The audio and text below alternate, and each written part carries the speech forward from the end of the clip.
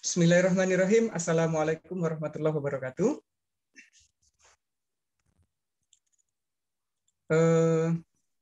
Selamat pagi, Pak Ibu. Guru kimia luar biasa yang saya hormati, Pak Lilik selaku narasumber hari ini, kemudian ada Bu Laksmi, Bu Riris, dan teman-teman pengurus, kemudian Bapak Ibu guru, baik yang dari Kota Malang maupun Kabupaten Malang. Alhamdulillah pada Sabtu pagi hari ini kita sama Allah diizinkan untuk berjumpa kembali secara virtual di acara MGMP Kimia SMA Kota Malang. Shalawat serta salam semoga tetap tercurahkan kepada Rasulullah yang telah membimbing kita. Itu. Bapak Ibu, kami mengucapkan banyak terima kasih yang sebesar-besarnya kepada Pak Lilik di sela-sela kesibukan beliau yang sangat luar biasa masih menyempatkan berkenan untuk berbagi ilmu dengan kita hari ini gitu nggih. Terus apresiasi juga kami sampaikan kepada Bapak Ibu guru yang lainnya. Walaupun di sini saat ini adalah pekan-pekan ujian, pekan-pekan garap nilai dan sebagainya, Bapak Ibu masih berkenan untuk join di kegiatan MGMP Kimia Kota Malang. Semoga pengorbanan kita, tenaga, waktu, pikiran dan sebagainya diganti dengan yang lebih baik oleh Allah Subhanahu wa taala. Amin. Nah, untuk pagi hari ini Bapak Ibu, di hari yang sangat istimewa ini kita akan membahas sesuatu yang baru, sesuatu yang luar biasa, yaitu masalah merancang pembelajaran berdiferensiasi. Insya Allah, kalau nggak salah, tahun depan, ajaran baru atau tahun depannya lagi, Bapak Ibu Guru, semua akan dituntut untuk bisa merancang pembelajaran yang berdiferensiasi seperti ini. Dan tidak ada salahnya kalau kita dari MGMP Kimia mengawali untuk mempelajari ini agar nanti kalau sewaktu diterapkan kita sudah benar-benar siap, sudah siap action untuk belajar mengajar di kelas menggunakan pendekatan yang berdiferensiasi ini. Nah, materinya sangat luar biasa, pematerian juga sangat luar biasa. Namun sebelum kita mulai, izin dulu Bapak Ibu kami sampaikan kurikulum vitae dari Pak Lilik sebentar.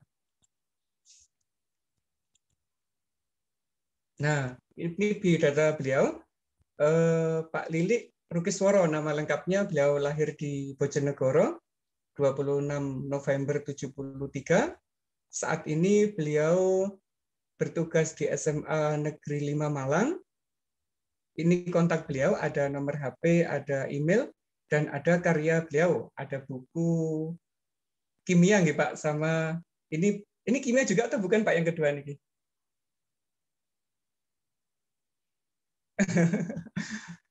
Rekam jejak itu rekam jejak saya selama 9 bulan di guru penggerak, Pak. Luar biasa gitu nggih. Luar biasa. Demikian Bapak Ibu untuk biodata dari Pak Lilik. Nanti kalau misalkan ada sesuatu bisa langsung tanyakan kepada beliau. Kami ucapkan terima kasih karena nanti Pak Lilik jam 12 juga ada acara lagi Bapak Ibu. Jadi kita maksimalkan belajar hari ini. Untuk tahapannya adalah yang pertama, Pak Lilik menyampaikan materi keseluruhan. Kalau ada pertanyaan atau apa, di bagian akhir ngaten Pak Lilik biar enak, biar tidak terputus di penyampaian materi.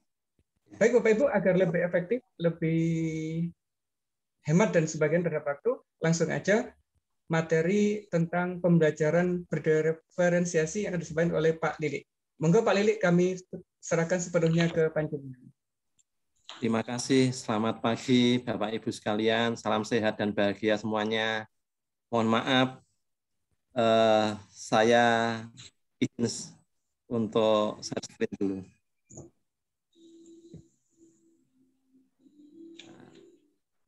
Kelihatan nggih? Nggih. Nah, itu tadi biodata sudah, Pak Das. Langsung saja ya. Nah, untuk pembelajaran diferensiasi ini Bapak Ibu sekalian ya. Ini semestinya tidak hal yang baru ya. Di saat kita dulu waktu zamannya akselerasi juga sudah ada ya, diferensiasi yang namanya. Cuma diferensiasi yang di dalam pembelajaran di paradigma baru nanti ini agak berbeda Bapak Ibu sekalian. Nah, agak berbeda sedikit. Nah, kemudian Bapak Ibu, untuk selanjutnya ini enggak terlalu penting ya, enggak terlalu penting. Nah, ini yang agak penting sedikit. Mengapa diferensiasi itu menjadi faktor yang sangat penting Bapak Ibu sekalian? Untuk apa ini? Pak Das kayaknya kok saya agak ini ya, laptop saya enggak masih bisa. Ya. Yang pertama itu diferensiasi pembelajar individu dapat belajar dengan baik pada lingkungan sosial tertentu dan konten budaya. Nah, jadi ini dipengaruhi oleh individunya, kemudian lingkungan sosialnya, Bapak Ibu sekalian. Mengapa sangat penting? Karena mempertimbangkan perbedaan dari siswa. Ya, siswa itu mempunyai perbedaan potensi diri. Nah, potensi diri yang dimiliki oleh siswa yang berbeda-beda itu bagaimana caranya Bapak Ibu guru kita ya, termasuk saya itu meramu sehingga keterbatasan yang dimiliki oleh anak murid itu menjadi hal yang bisa kita angkat, yang bisa kita bisa kita pantik untuk keluar potensi dirinya menjadi hal yang luar biasa. Itu yang kita harapkan nanti ke depannya. Kemudian mengatasi perbedaan, ya di mana ada minat siswa, motivasi dan sebagainya itu harus kita adakan. Nah, kemudian pembelajaran diferensiasi itu harus memenuhi 3 aspek, Bapak Ibu sekalian. Harus memenuhi 3 aspek, 3 aspek yang harus kita awali. Yang pertama adalah kontennya. Nah, selama ini waktu kita akselerasi dulu konten yang dikejar, Bapak Ibu sekalian. Akselerasi dulu diferensiasinya adalah kontennya. Nah, kontennya yang dikejar, yaitu pengetahuannya saja. Pengetahuan, pemahaman, dan keterampilannya. Nah, sekarang kita tingkatkan diferensiasinya melalui proses. Prosesnya, ya, kemudian juga produknya. Nah, produk dari siapa? Produk dari siswa. Gimana cara merancangnya? Nah, nanti Bapak Ibu sekalian. Nanti kita akan Bapak Ibu. Kemudian logika pembelajaran diferensiasi itu pertama, murid itu intinya itu berbeda. Ya. Intinya kita tuh tahunya itu murid itu berbeda. Dan semua orang tahu ya. Kalau kita punya anak murid, punya siswa atau peserta didik deh, ya itu ucapannya saya lebih senang menggunakan murid ya Bapak Ibu. Murid itu banyak yang berbeda. Kita satu kelas pasti mempunyai sifat yang berbeda. Tetapi kita nggak milah 34 anak siswa itu berbeda semuanya, kita layani satu-satu nggak bisa. Makanya nanti kita akan lihat profil belajarnya juga nanti Bapak sekalian. Nah, yang kedua, agar belajar dengan baik, setiap murid butuh tantangan dan kesuksesan. Karena tantangan dan kesuksesan yang menjadi tantangan anak murid, maka kita juga harus menyiapkan melalui diferensiasinya nanti. Kemudian guru tidak akan mampu menyediakannya jika mengabaikan perbedaan. Nah, kalau kita, pokoknya yang penting kita ngajar saja, memenuhi syarat mengajar. Nah, nanti hasilnya tentu kita nggak tahu perbedaan apa yang didapatkan oleh siswa, kita tidak tahu. Padahal selama ini kita tahu bahwa anak yang baru lahir itu tidak putih seperti kertas, tidak. Tapi dia sudah punya goresan-goresan yang samar-samar. Nah, goresan yang samar-samar itu tinggal kita sebagai guru itu tinggal menebalkan saja. Jadi siswa itu intinya dasarnya itu dia sekolah itu sudah punya dasar. Ya, sejak dia lahir sudah punya dasar dari Tuhan ya. Kemampuan yang Tuhan berikan pada anak itu. Tapi masih samar-samar. Nah, di saat samar-samar itu tugasnya guru supaya menebalkan tulisan yang samar-samar itu menjadi yang lebih jelas. Sehingga keberhasilan anak itu akan kita raih ke depannya. Kemudian pembelajaran yang fleksibel untuk memenuhi kebutuhan tersebut. Artinya apa? Kita nggak usah kaku, Bapak Ibu sekalian. Kita mengajar kepada anak, di saat kita mengajar, apalagi materi kita kimia, ya jangan kaku-kaku Bapak Ibu sekalian. Nanti anak-anak jadinya kurang suka dengan kita. Ya. Bukan kurang suka dengan kita, kurang suka dengan pelajaran kimianya. Ya, itu. Oleh sebab itu, kita harus lebih fleksibel, kemudian kita bagaimana caranya kita bisa masuk ke hati anak-anak. Ya. Nah, itu yang paling penting. Kita harus bisa mengubah mindset kita bahwa guru bukan sumber belajar. Ya. Guru adalah salah satu sumber belajar yang bisa mencapai kesuksesan dari siswa. Salah satu saja kita ini.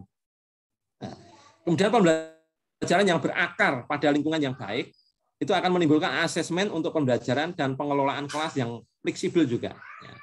Jadi di saat kita nanti sebelum mulai pembelajaran, sebaiknya kita melakukan kontrak dulu ya, kesepakatan kelas dulu, membuat kesepakatan kelas dengan anak-anak. Ya. Nah, di saat kita membuat kesepakatan kelas dengan anak-anak, jika anak itu melanggar, tinggal kita ngomong saja.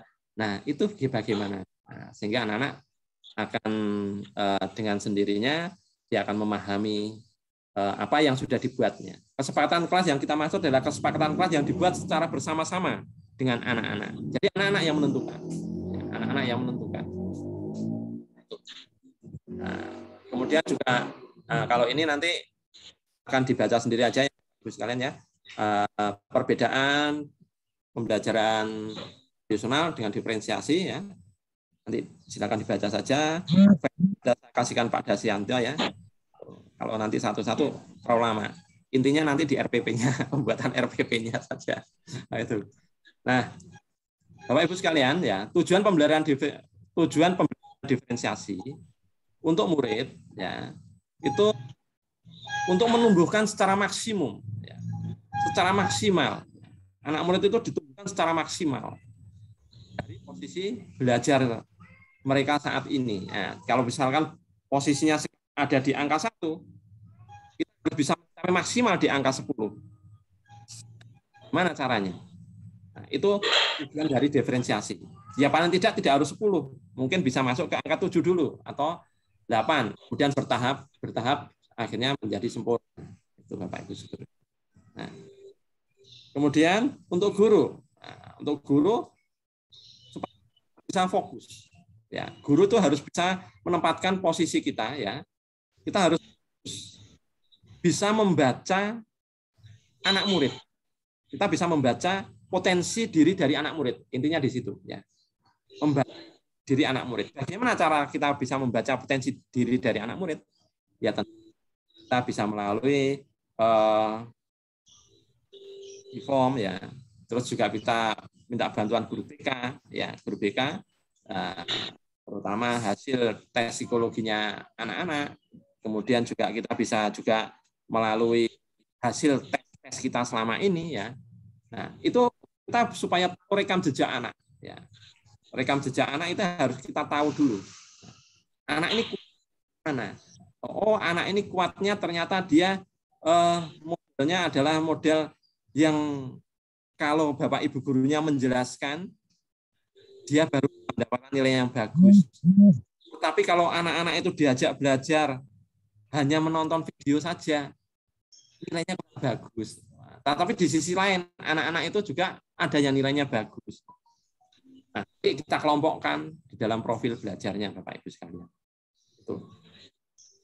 Nah, pembelajaran diferensiasi ya, pembelajaran diferensiasi itu konten seperti yang saya sampaikan tadi, yaitu isinya, proses, dan produk.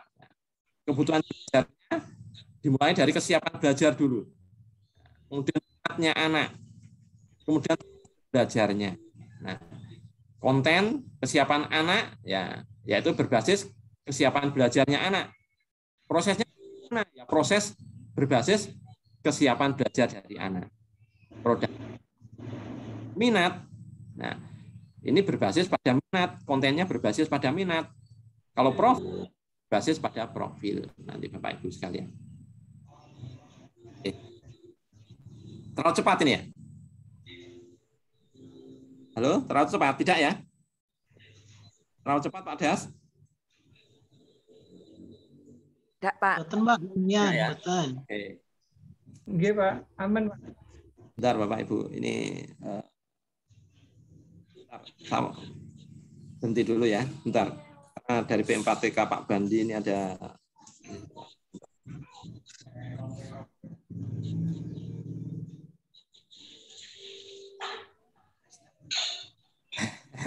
mohon maaf Bapak Ibu. Diingatkan jam 12 dengan Pak Bandi ya, enggak apa-apa. Kemudian kebutuhan belajar murid ya, dari kesiapan belajar, minat dan profil. Itu kesiapan belajarnya murid itu bisa untuk materi yang baru. dilihat dulu kesiapannya anak. Nah, anak siap.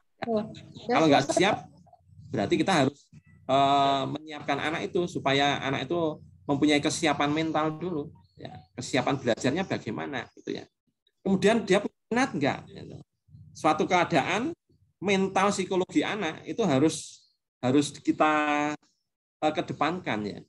Kalau misalkan anak itu sedang menghadapi situasi yang kurang mengenakan, ya. Misalkan keluarganya di rumah sedang mengalami musibah, bapak harus bisa memahami itu, gitu ya. Oh, berarti anak ini dari segi mentalnya dia ada masalah di rumah. Apa ya yang membuat dia itu tidak punya minat untuk belajar kimia? Terus kita juga cross recheck juga dengan guru yang lain.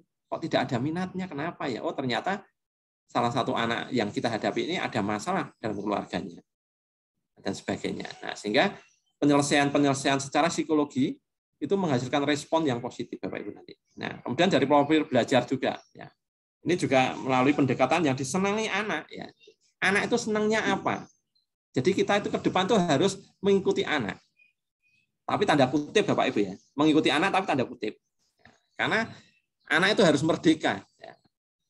Merdeka untuk mengekspresikan apa yang mempunyai potensi dari diri anak itu harus kita bisa ikuti. Nah, kemudian guru pun juga harus merdeka mengajar. Merdekanya bagaimana? Bukan merdeka berarti kita membuat segala sesuatunya itu bebas, tidak. Tapi merdeka, guru berkreasi, melakukan kreasi pembelajarannya tidak berpaku pada administrasi saja, ya, tetapi guru dituntut untuk berkreasi dan berinovasi untuk melayani dari anak-anak kita, anak-anak murid kita. Sehingga gurunya merdeka, muridnya juga merdeka. Dengan cara bagaimana? Ya dengan cara pembelajaran diferensiasi dan melakukan kesepakatan kelas di antara kita sebagai guru dan juga anak-anak di dalam kelas tersebut. Nah, kesepakatan kelas yang kita maksud adalah kesepakatan kelas yang dibuat sama. Dan kalau bisa kita tanda tangani bersama-sama juga. Nah, gitu ya. Jadi ada tendensinya di antara kita nanti. Kalau saya terlambat, bagaimana? Kemudian kalau anak terlambat, bagaimana? Tapi usahakan tidak usah memberikan hukuman, Bapak Ibu sekalian. Karena anak-anak kalau dihukum, anak-anak itu malah menjadi-jadi, Bapak Ibu sekalian. Nah. Oke, kemudian kesiapan belajar. Ya. Kesiapan belajar ya itu menyesuaikan kompleksitas materi. Kompleksitas materi, tugas, dan pendukungnya dengan tingkat pengetahuan, pemahaman, dan keterampilan dari anak murid. Ya.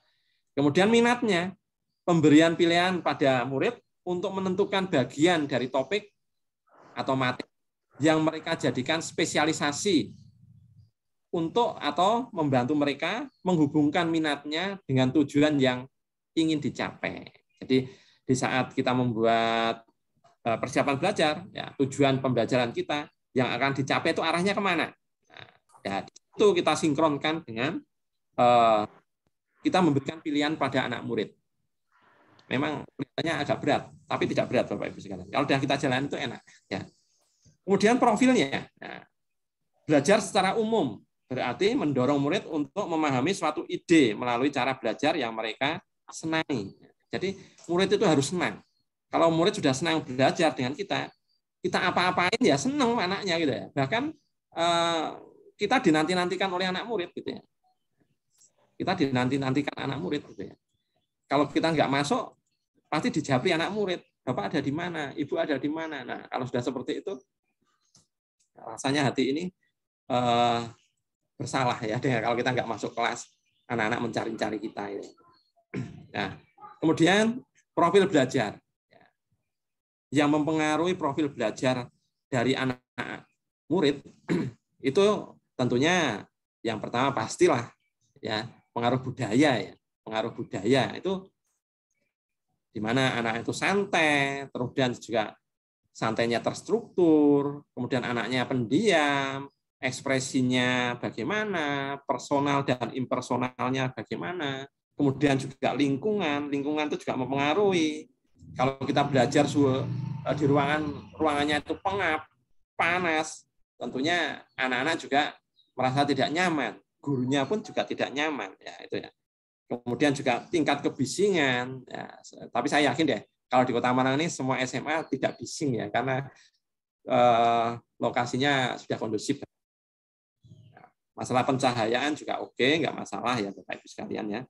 Kemudian kita juga melihat gaya-gaya belajar anak, ya ada yang model pembelajarannya itu anak itu bisa mendengar, belajar dengan mendengar, seperti kalau kita memberi ceramah, kemudian anak bisa membaca dengan keras, kemudian belajar sambil mendengarkan musik, ya dibiarin, ya. Tapi kita arahkan, gitu ya. Kita arahkan, ya. Karena anak kan harus merdeka, tapi merdekanya tanda kutip ya, supaya anak itu bisa mengekspresikan dirinya, dan anak itu juga bisa memaksimalkan daya kreativitas dari anak itu, sehingga dia bisa bernalar kritis dan bisa mandiri, kemudian dia juga bisa melakukan kolaborasi dengan teman-temannya. Kemudian ada yang model visual, ya visual belajar dengan melihat. Misalkan kita seringkali PowerPoint seperti saya seperti ini, ya ini berarti saya memaksa Bapak Ibu tidak merdeka ya. Bapak Ibu harus melihat ya. Jadi satu gaya saja yang saya berikan, yaitu Bapak Ibu harus visual, melihat saja. Padahal mungkin dari antara Bapak Ibu ada yang tidak suka kalau misalkan dikasih presentasi seperti saya seperti ini, nggak suka ya. Senangnya bisa sambil kayak kita podcast, atau mungkin kita bisa talk show. Nah, itu beda-beda. Nah, seperti itu.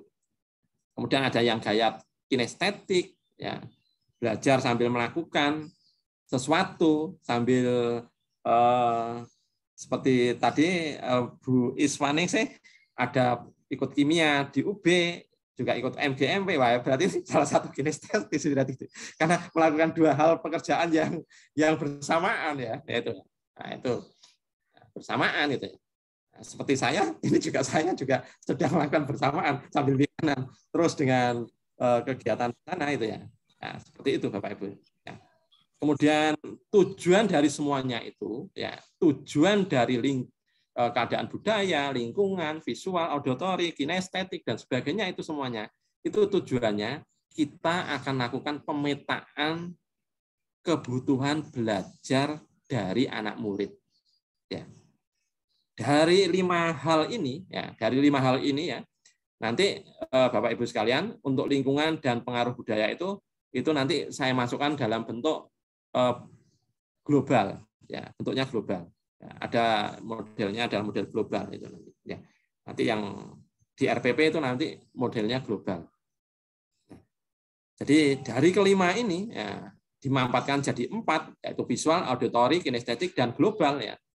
Itu kita lakukan pemetaan kebutuhan belajar dari anak murid ya, berdasarkan profil dari anak murid, untuk memberikan kesempatan kepada murid itu untuk belajar secara natural. Jadi anak-anak itu dibuat secara natural, jangan dibuat seperti robot Bapak Ibu sekalian. Kalau dibuat seperti robot, anak-anak itu cepat bosan dan nanti hanya bisa berpikir satu arah saja. Padahal yang kita harapkan anak itu bisa berpikir, bisa mengerjakan sesuatu itu bisa secara umum, tapi umumnya spesifik. Itu yang kita harapkan. Oke, kemudian seperti tadi yang kita sampaikan di awal, ya strategi untuk diferensiasinya itu ada 3, yaitu diferensiasi konten, yaitu strategi yang membedakan pengorganisasian dan penyampaian kontennya atau isinya, isi materinya, apa yang diajarkan kepada murid sesuai dengan tanggapan terhadap tingkat kesiapan minatnya atau profil belajar murid yang berbeda-beda. Kemudian prosesnya, proses. Strategi yang membedakan proses hasil belajar murid berupa latihan, penerapan apa yang dipelajarinya. Ya, Bapak Ibu. Kemudian untuk produk, Yaitu strategi memodifikasi. Kita modifikasi bagaimana caranya kita bisa memodifikasi hasil produk untuk belajar murid berupa latihan atau penerapan yang telah dipelajarinya. Itu Bapak Ibu sekalian. Oke. Nah, ini strategi untuk diferensiasi konten atau isi. Yang pertama, kita menggunakan berbagai teks dan sumber belajar. Jadi kita bisa belajar dari bermacam-macam buku atau teks. Kemudian kita bisa menggunakan kontrak belajar. Kemudian kita melaksanakan pembelajaran mini atau mini lesson. Kemudian kita juga bisa melakukan menyediakan sistem pendukung yang beragam, dan yang terakhir itu menyampaikan atau menyajikan bahan dalam mode yang berbeda. Nah, jadi itu untuk diferensiasi strategi untuk konten ya, atau isinya itu ada 5 itu Bapak Ibu sekalian. Nah, terus bagaimana dengan produk gitu ya? Kalau produk ya. Kok norok Zoom ya? Kalau produk ya, yang pertama aktivitas membangun pemahaman. Ya. Minta murid untuk membuat atau melaksanakan atau menulis sesuatu yang menjadi bukti tentang apa yang telah mereka pelajari. Sebagai hasil dari bagian tertentu dari tugas yang kita berikan. Kemudian tugas kinerja atau performan atau penilaian kinerjanya bagaimana? Yaitu untuk produknya ya. Produk ya. Secara umum berupa permintaan agar murid menunjukkan kemahiran yang dimiliki setelah mengikuti segmen pembelajaran yang lebih luas. Kemudian untuk ini yang untuk kinerja Bapak Ibu ya. Kemudian untuk produk, permintaan kepada murid untuk menunjukkan penguasaannya terhadap pengetahuan, pemahaman, keterampilan yang esensial saja ya. Menerapkan dan mentransfer apa yang dari ke dalam konten yang di luar Bapak Ibu. Kemudian langkah-langkah merancang. Nah, ini langkah-langkahnya Bapak Ibu yang dinanti-nantikan kan paling yang ini. Kalau yang di atas bisa dibaca sendiri, dipelajari. Ya.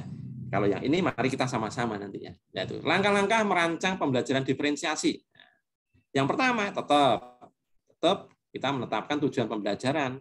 Ya, tujuan pembelajaran ini kita ambil dari KD Bapak Ibu sekalian. Ya. KD yang akan dicapai terlebih dahulu. Jadi kita tetap pada KD yang kita memahami KD-nya, kemudian kita ambil untuk kita tetapkan sebagai tujuan pembelajarannya. Kemudian yang kedua, memetakan kebutuhan belajar murid. Nah, cara memetakannya bagaimana? Seperti yang saya sampaikan tadi. Nah, saya akhir-akhir ini seringkali bergaul dengan guru BK. Ya, saya akhir-akhir ini setelah saya mengikuti pendidikan guru penggerak ya, saya lebih banyak bergaul dengan guru BK, Bapak Ibu sekalian. Karena Bapak Ibu guru BK itu mempunyai keilmuan tentang psikologinya anak-anak, dan dia mempunyai data-data tentang psikologi dari anak. Nah, data-data yang dimiliki oleh guru BK tersebut, saya harus bisa memilikinya. Saya harus bisa memanfaatkan data tersebut, terutama untuk kelas yang saya ajar. Nah, itu salah satu sumber data yang bisa saya ambil berdasarkan hasil tes dari anak-anak. Yang tahu kan BK yang punya. Nah, sedangkan kita guru mapel ya kerjasama meminta data itu. Kemudian bisa juga kita melakukan pemetaan berdasarkan kita membuat Google Form kepada anak. Anak kemudian mengisi. Sehingga nanti dari hasil isian anak-anak itu yang sudah kita tentukan, kita bisa memilah minat, profil belajar, dan kesiapan belajar anak. Nah, di situ. Kemudian berikutnya menentukan strategi. Ya. Menentukan strategi. Ya. dan alat penilaian yang akan kita lakukan. Setelah kita memetakan, kita mempunyai tujuan ya, otomatis tujuan ini kita terapkan ke dalam RPP ya, RPP yang kita akan pakai untuk belajar. Kemudian setelah itu kita juga di dalam RPP itu kita juga menentukan alat asesmennya atau alat penilaiannya, menentukan strategi penilaiannya. Nah, kemudian setelah itu kita menentukan kegiatan pembelajaran, produknya bagaimana, kontennya bagaimana, prosesnya bagaimana, ya itu ya. Itu nanti arahnya ke sana Bapak Ibu sekalian. Bagaimana memetakan kebutuhan murid dalam pembelajaran diferensiasi? Ini yang menjadi tanda tanya kita semua, ya. Termasuk saya waktu itu ya. Bagaimana sih? Kok diferensiasinya kok nggak sama seperti yang waktu saya dulu kelas akselerasi atau kelas percepatan ya. Ya. Kok kalau percepatan ya untungnya kita pernah mengalami mengajar murid yang kelas percepatan ya. Begitu juga Bapak Ibu sekalian ya, beruntung yang sudah pernah mengikuti atau mengajar kelas-kelas akselerasi, beruntung Bapak Ibu sekalian. Kita punya dasar walaupun sedikit dasar kita ya. Di situ. Daripada kita tidak melakukan sesuatu, masih untung kita sudah punya dasarnya kan gitu Bapak Ibu sekalian ya. Nah, sumber belajar nah, seperti yang saya sampaikan tadi. Ya. Sumber belajar ada yang siswanya itu auditori, ada yang visual, ada yang kinestetik. Global Bapak Ibu. Global itu adalah yang gabungan antara lingkungan dan budaya Bapak Ibu.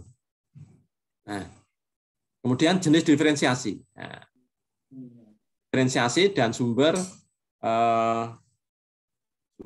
ya Bapak Ibu sekalian. Dan sumber datanya gitu ya. Seperti yang saya sampaikan tadi ya.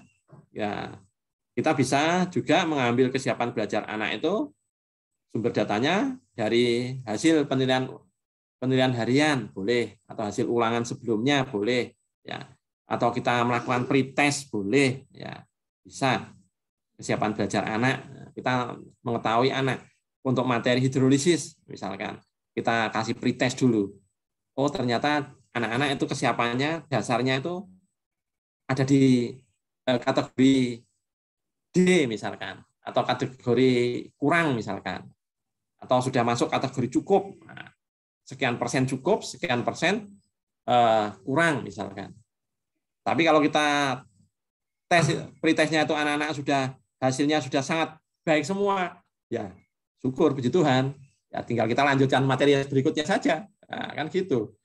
Rata-rata pasti yang kita alami anak-anak pasti di antara nilai cukup dan kurang, lebih banyak kurangnya, ya, di situ.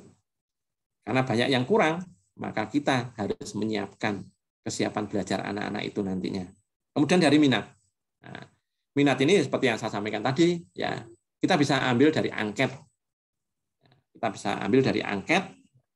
Kemudian kita juga bisa ambil dari hasil wawancara langsung. Kalau misalkan kita nggak sempat membuat angket di Google Form dan sebagainya, ya mungkin kita sambil berbincang dengan anak murid, nah, kita menanyakan sesuatu, kamu lebih senang mana?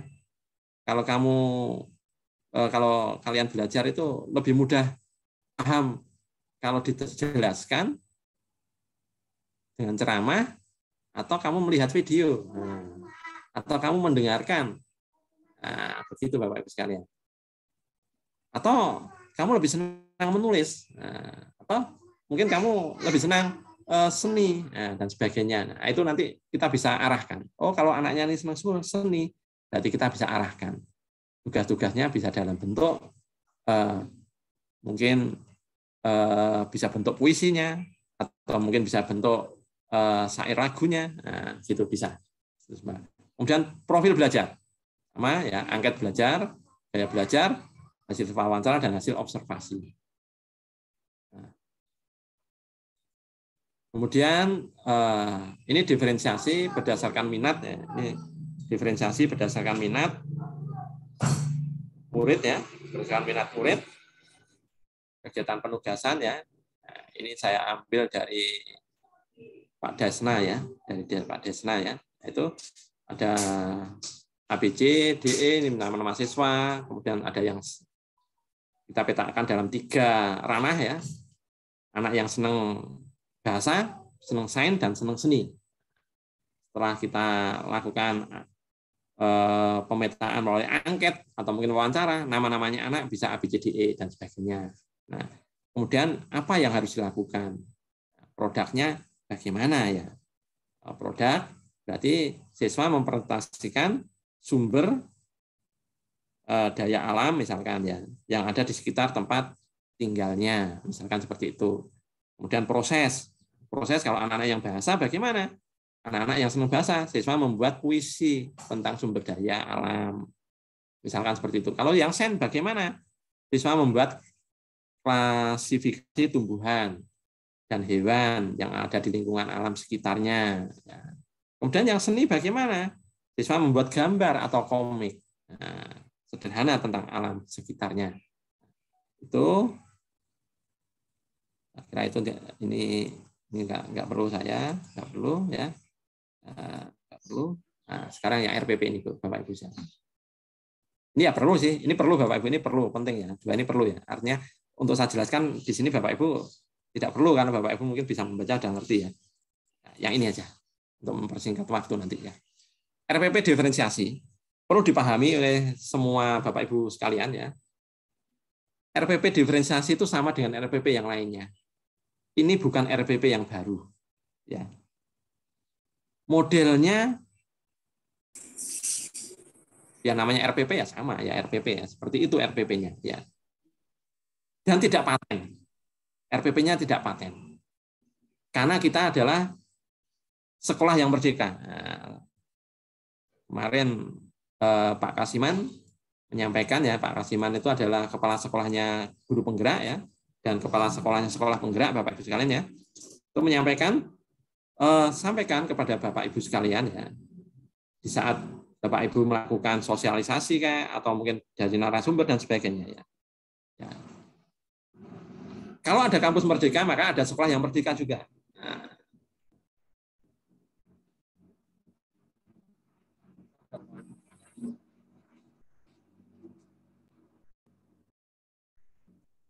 saya di teras Bapak Ibu sekalian. Soalnya di dalam anak saya kecil jadi satu gitu. Ya. Sekolah yang merdeka ya, sekolah yang merdeka itu adalah Bapak Ibu gurunya itu mempunyai keleluasaan, ya, untuk mengekspresikan gaya kreativitas, ya, gaya kreativitasnya sehingga membuat anak murid itu menjadi merdeka. Anak murid itu bisa menjadi lebih fleksibel dalam belajarnya. Nah, itu yang diharapkan nanti kalau sudah kurikulum paradigma baru ya tahun depan katanya. Sekarang baru diuji cobakan di 2.500 sekolah ya. Untuk tahun depan sekolah-sekolah yang bukan sekolah penggerak pun boleh untuk melakukan kurikulum paradigma baru, tetapi tidak dipaksa. Kalau belum siap, tetap pakai kurikulum K13, boleh. Ya. Tapi nanti arahnya semua akan ke arah kurikulum paradigma baru semuanya. Ya. Mungkin waktunya saja nanti. Jadi sekali lagi saya sampaikan, RPP diferensiasi bukan hal yang baru lagi buat kita. Ya. Hanya kita menambahkan kesiapan belajar, minat dan profil belajar dari anak murid. Itu saja. Yang lainnya semua sama. Semua sama dengan dari Permendikbud sama. Semuanya sama Bapak Ibu, ya. Kemudian skenario pembelajaran dalam RPP itu mendeskripsikan bagaimana cara memenuhi kebutuhan belajar murid. Ini yang paling utama, ya. Yang paling utama itu bagaimana RPP yang kita buat itu mewadahi anak-anak murid kita itu bisa mengeluarkan potensi kemampuan secara maksimal yang dimilikinya. Itu yang kita harapkan Bapak Ibu sekalian dari RPP diferensiasi. Karena ada dari beberapa aspek yang harus dipenuhi sehingga anak murid itu bisa mengeksplor kemampuannya, mengeksplor kemampuan dirinya. Itu yang kita harapkan Bapak Ibu sekalian. Oke ya, jadi RPP diferensiasi mendeskripsikan secara jelas yang ingin dicapai, tujuan pembelajarannya, kemudian juga asesmennya, kegiatan pembelajarannya. Nah, ini saya ambil dari modulnya guru penggerak Bapak Ibu sekalian. Nah, di situ. Kemudian yang terakhir terima kasih. Nah, sekarang saya mau masuk untuk yang ininya Bapak Ibu.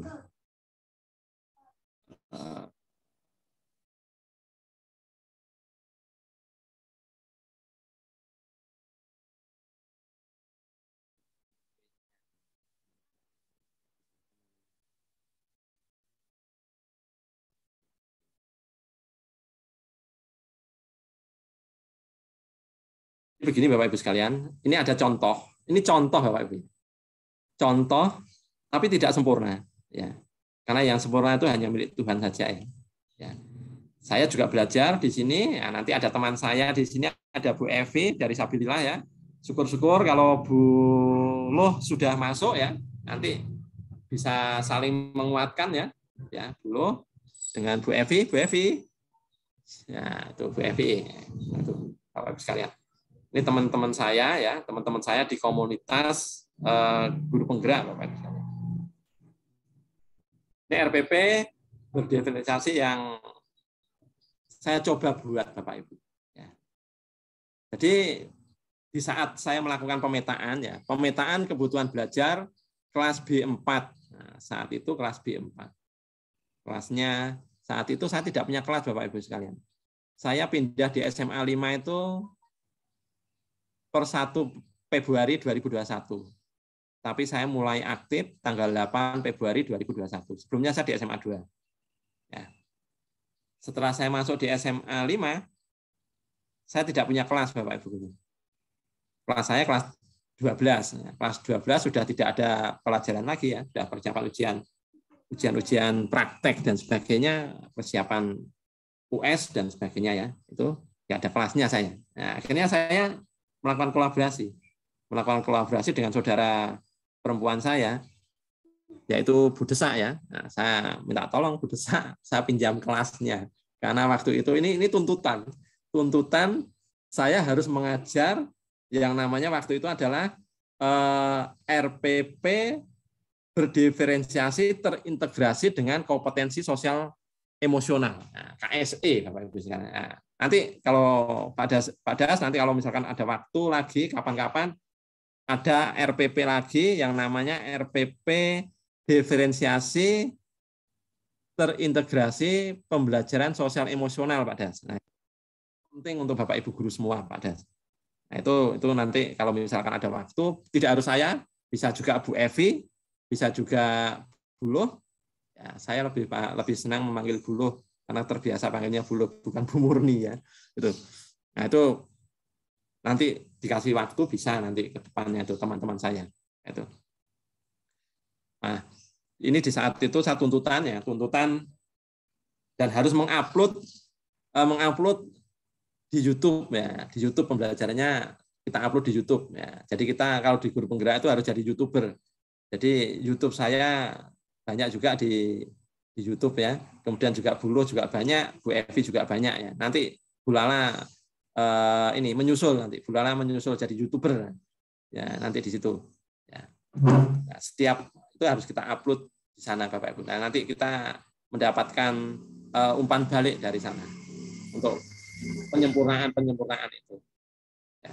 Baik itu dari pakar ataupun dari teman-teman kita sendiri melalui LMS dan juga dari YouTube masing-masing. Oke, jadi pemetaan kebutuhan belajar misalkan saya ambilnya di kelas B4 yang ada di SMA Negeri 5 berdasarkan minat, profil, dan kesiapan belajar murid dalam pembelajaran kimia. Ya. Langkah yang awal saya lakukan yaitu untuk mengetahui kebutuhan belajar murid, saya, CGP itu calon guru penggerak waktu itu ya, saya menggunakan 2 metode yaitu yang pertama metode observasi. Pengamatan secara langsung keseharian murid dalam menyelesaikan tugas-tugas belajarnya. Nah, ini saya lihat tugas-tugas dari guru, ya, karena waktu itu ini bukan kelas saya, kelasnya Bu Desa, saya intip. Terus saya lakukan refleksi untuk diri saya. Oh, begitu. Ya sudah. Tapi saya belum puas. Ya, belum puas. Metode yang pertama belum puas. Saya luncurkan metode yang kedua. Saya ngomongnya metode yang kedua plus. Nah, metode yang kedua yaitu berupa angket melalui Google Form, Bapak Ibu sekalian. Untuk memetakan minat, kemudian juga kesiapan dan profil anak. Nah, plusnya saya juga mengambil data hasil tes psikologi dari guru BK. Nah, makanya saya selalu, hampir setiap hari saya selalu ketemu dengan guru BK. Sampai saat ini pun juga tetap. Setiap hari paling tidak saya harus ketemu dengan guru BK. Nah, sambil saya belajar secara psikologinya. Saya mencuri ilmu psikologinya guru BK. Ya, apalagi kalau di SMA 5 itu guru BK-nya ada yang sedang ambil S3 ya. Itu Bu Suci, kemudian juga ada Bu Modesta, itu master psikologi ya. Jadi sangat dibutuhkan Bapak Ibu itu. Saya yakin dan percaya di sekolah Bapak Ibu sekalian juga guru BK-nya handal-handal semua. Berupa penilaian dan penilaian diri melibatkan murid untuk mengidentifikasi kebutuhan belajar dari anak murid selama ini. Sementara kesiapan belajar murid dilihat dari hasil belajar materi prasyarat. Nah, jadi kalau misalkan hidrolisis, berarti prasyarat sebelum hidrolisisnya apa prasyaratnya. Nah, di situ ternyata terjadi korelasi positif. Setelah saya lihat, saya petakan, saya analisa. Analisanya tentunya tidak mendalam ya. Kalau analisanya mendalam, nggak cukup waktu saya membuat ini ya. Yang sebenarnya, yang sebaiknya harusnya dianalisis secara mendalam. Dari hasil ketiga itu dianalisis. Sehingga kita betul-betul secara sahih dan reliability mendapatkan data dari anak. Nah, tapi waktu itu saya hanya melihat saja, ya melihat, kemudian saya bikin grafik sebentar aja ya di Excel, terus saya menyimpulkan. Nah, saya menyimpulkan saja ya, karena waktunya hanya 2 hari ya, saya hanya menyimpulkan saja. Dan di saat saya menyimpulkan, pasti ada beberapa yang tidak benar, tidak tepat saya menaruhnya. Misalkan namanya Elisa Immanuela, saya taruh di bagian musik. Nah, mungkin kalau saya analisis secara mendalam, mungkin dia bukan di musik atau di seni, tapi dia mungkin di menggambar mungkin. Nah, seperti itu. Tapi itu tidak apa-apa. Ke depan harusnya seperti itu, Bapak Ibu. Nah, setelah kita lakukan pemetaan, saya mendapatkan hasil ya. Mendapatkan hasil yang pertama adalah dari minat. Minat dari 36 anak ya, 34 anak yaitu seperti ini ya, gambarannya seperti ini. Nah, RPP ini juga sudah ada di RPP Guru Berbagi ya. Di Guru Berbagi sudah ada, Bapak Ibu mungkin juga sudah pernah lihat ya atau gimana ya itu. Kalau dari Cabdin Pasuruan sudah mengambil dari itu. Karena dari Cabdin Pasuruan dengan Ponorogo sudah izin saya untuk itu nggak apa-apa. Saya bilang silahkan aja nggak apa-apa. Ya. Nggak apa-apa. Nah, dari minat ini Bapak Ibu sekalian, ya dari minat ini saya menyimpulkan dalam produk, ya produk untuk anak-anak yang senang membaca atau menulis. Itu menyajikan hasil capaian belajar larutan garam atau hidrolisis garam ya, yang terhidrolisis dan yang tidak dapat terhidrolisis dalam bentuk tulisan. Jadi anak yang senang menulis atau anak yang senang membaca, otomatis dia membaca, tidak hanya membaca, tentu dia setelah membaca dia membuat rangkuman. Nah, saya pakai bahasa yang keren, yaitu artikel. Nah, semestinya tidak artikel yang seperti yang Bapak Ibu pikirkan ya. Nah, jadi anak-anak itu dia membuat semacam rangkuman misalkan setelah dia mempunyai minatnya itu dia membuat rangkumannya. Nah, seperti itu.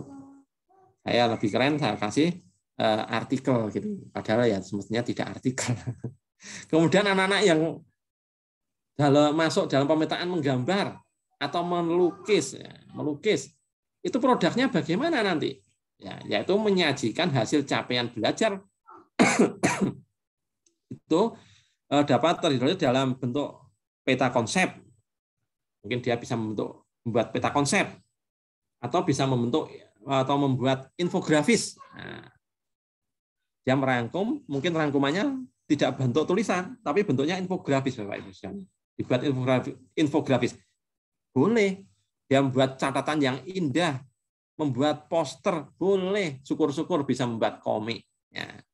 Nah, sekarang ini di SMA 5 sedang saya galakkan anak-anak bisa membuat komik dari produk yang dihasilkan itu.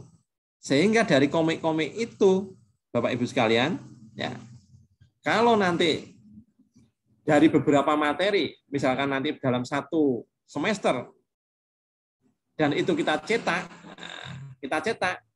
itu merupakan hasil karya inovasi. Hasil karya inovasi dari guru juga, walaupun yang membuat anak, tapi kita bisa nebeng nama kita. Di situ kan untuk pembinanya kan kita, gurunya kan kita. Ya, itu kita bisa. Sehingga nanti Bapak Ibu guru yang PNS itu merupakan hasil karya inovasi sehingga bisa mendapatkan nilai angka kredit. Nilainya 1, Bapak Ibu guru. 1 dicetak, kemudian dijadikan buku, ya, kemudian disahkan oleh kepala sekolah dan dipublikasikan di perpustakaan. Itu nanti menjadi karya inovasi kita. Nilainya 1, Bapak Ibu guru, per semester. Nah, syukur-syukur kalau Bapak Ibu guru mengajar 2 kelas bisa dapat 4 dalam 1 tahun. Berarti poinnya 4. Nah, kita harus berpikir untuk karir kita juga, Bapak Ibu sekalian.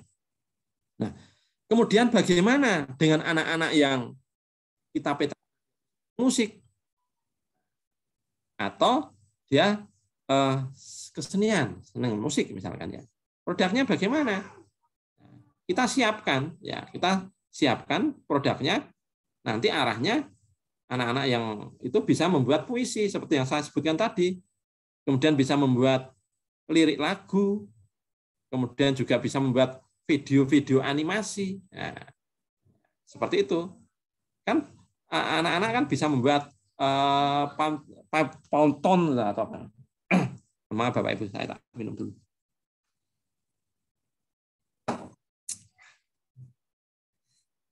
Tenggorokan kering. Nah, itu di situ Bapak Ibu. Kemudian profil belajar murid. Nah, kalau ini saya lebih condong mengambilnya waktu itu ya. Saya lebih condong mengambilnya waktu itu dari data BK Bapak Ibu sekalian. Untuk profil belajar murid ini yaitu mengelompokkan yang visual, auditori, dan kinestesis. Ini saya lebih condong mengambil data dari guru BK. Kenapa kok saya lebih condong dengan guru BK? Karena tes psikologinya mengandung ini, gitu ya. Dan saya yakin, ya, yang ngetes psikologi tersebut adalah orang-orang pakar yang hebat, ya, dan kemungkinan salah itu kecil. Nah, walaupun ada salahnya, tapi kemungkinan salah tidak tepat, kemungkinan tidak tepat, ya, bukan salah ya, kemungkinan menaruhnya tidak tepat itu persentasenya kecil. Bila dibandingkan kalau saya membuat Google Form, anak mengisi kan kadang-kadang melihat, oh yang misalkan Lili, ya, Lili ngisinya auditori, kemudian Evi karena dekat saya ikut Lili aja deh, auditori gitu ya. Oh kemudian apa lagi? Misalkan Delo misalkan dia lihat Bu Lasmi pakainya visual, dia ikut-ikutan visual. Itu bisa terjadi.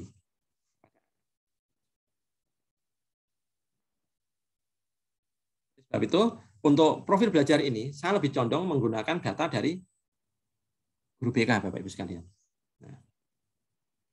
Nah, terus bagaimana untuk yang visual? Prosesnya bagaimana prosesnya? Yaitu saya menggali informasi dan pemahaman materi melalui visual atau komik dengan banyak ilustrasi gambar. Nah, larutan garam yang terhidrolisis dan yang tidak dapat terhidrolisis. Jadi ini anak-anak yang masuk dalam visual ini, model dia menggali ilmu atau ilmu pengetahuan tentang larutan hidrolisis, dia lebih banyak melihat, ya, melihat secara visual. Mungkin dia lihat komik-komik, atau mungkin dia lihat praktikum-praktikum di internet. Nah, seperti itu, yang visual, yang dilihat. Nah, itu anak-anak yang visual. Kemudian bagaimana yang auditori? Yang auditori, menggalinya, anak-anak itu proses menggalinya untuk materinya itu melalui media. Misalkan bisa podcast atau talk show, ya, tentang larutan garam yang terhidrolisis dan yang tidak dapat terhidrolisis, disertai interaksi melalui diskusi lisan. Jadi anak-anak yang suka mendengarkan, ya, auditori kan mendengarkan, suka mendengarkan, maka anak-anak itu dia lebih mantap, lebih cepat paham apabila Bapak Ibu gurunya itu menjelaskannya itu bisa melalui model talk show, model podcast. Nah, seperti itu. Ini kalau di SMA 5 itu saya baru 1 kali. Nah, saya katakan baru 1 kali. Saya baru 1 kali kabar Bapak Ibu. Ada truk lewat.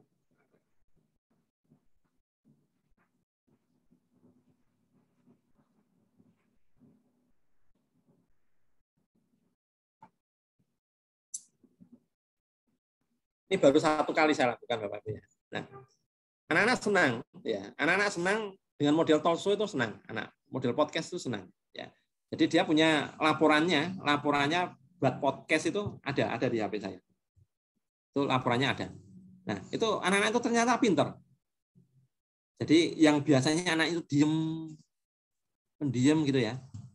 Setelah saya minta untuk membuat tugas seperti itu, nah, ternyata itu hasilnya luar biasa. Hasil podcastnya itu luar biasa. Saya lihat tuh, oh bagus ya anak-anak ya. Wah, saya hampir kalah itu. Ya, itu ya. Nah, dari sini saya terinspirasi. Bapak Ibu sekalian. Sehingga di saat saya tanggal 15, 16, 17 kemarin diundang oleh Pak Suwarjana dari Dinas Pendidikan Kota Malang untuk melakukan coaching klinik. Nah, coaching klinik guru TK, SD, SMP. Saya melakukannya modelnya talk show. Saya dengan Bu Agnes Yuni Pujiastuti ya dari SMA 1 ya, guru fisika SMA 1 itu. Saya lakukan podcast talk show, saya lakukan talk show. Nah, di awal teman saya, ya ada teman saya, salah satu guru penggerak memberikan materi seperti saya seperti ini, itu kurang ramai. Ya. Kurang teman-teman peserta kurang berminat. Saya ubah. Setelah bagian saya ubah lakukan talk show. Nah, ternyata di situ terjadi hal yang luar biasa Bapak Ibu sekalian. Ternyata Bapak Ibu guru itu juga senang model-model seperti itu. Nah, itu ngetren Bapak Ibu.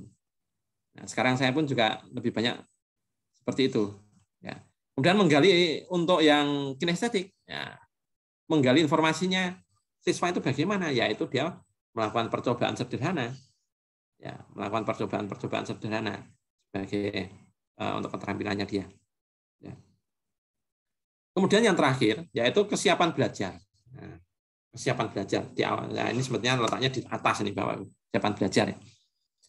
Nah, kesiapan belajar ini itu pun juga saya pisah ya. Kalau ini saya berdasarkan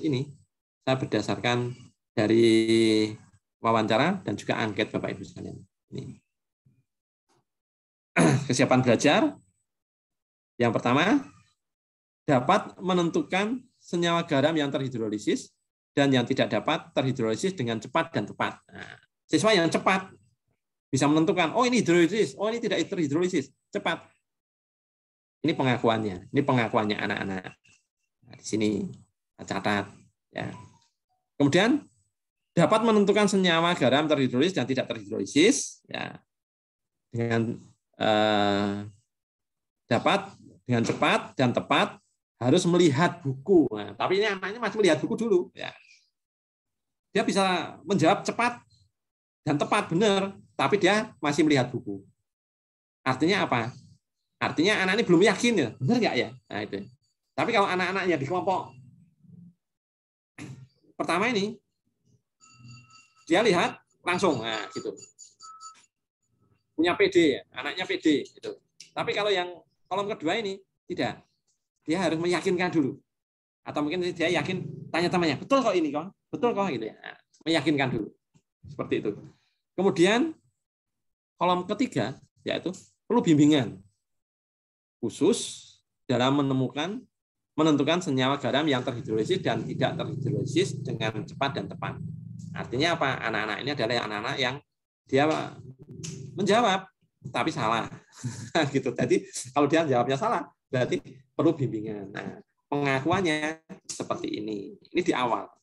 Siap belajarnya ini. Ternyata yang siap belajar itu banyak itu ya. Ya, ada di kolom 1 dan kolom 2. Saya anggap kolom 2 itu siap belajar karena dia tinggal PD-nya saja, keyakinannya saja ya. Yang tidak siap itu yang ada di kolom 3. Nah, dari kolom 3 ini saya harus memantik dia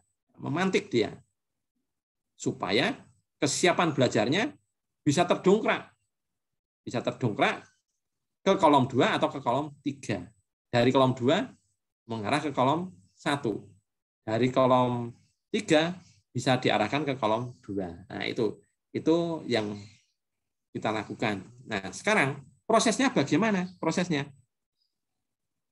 Nah, kalau anak-anak yang cepat dengan tepat, ya, tanpa melihat buku, ya, dia belajar menuliskan larutan garam yang terhidrolisis dan tidak terhidrolisis dapat terhidrolisis secara cepat ya.